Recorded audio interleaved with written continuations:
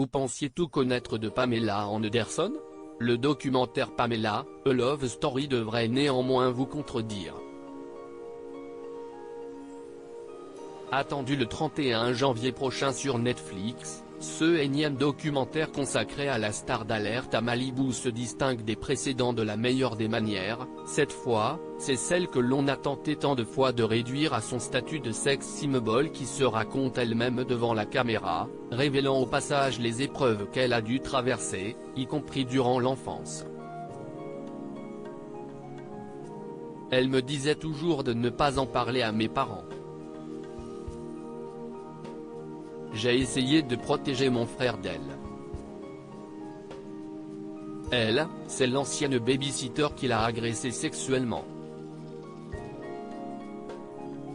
Sans dévoiler l'identité de son bourreau, Pamela Anderson fait le récit glaçant de ses 3 ou 4 ans d'abus, au point qu'elle finira par essayer, de la tuer.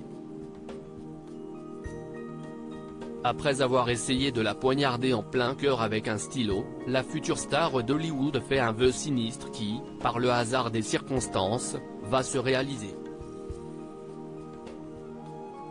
Pamela Anderson, de ses débuts à l'écran à Danse avec les stars, son étonnante évolution pas une victime. Je lui ai dit que je voulais qu'elle meure, et elle est morte dans un accident de voiture le lendemain, raconte-t-elle dans le documentaire dont le New York Post se fait l'écho.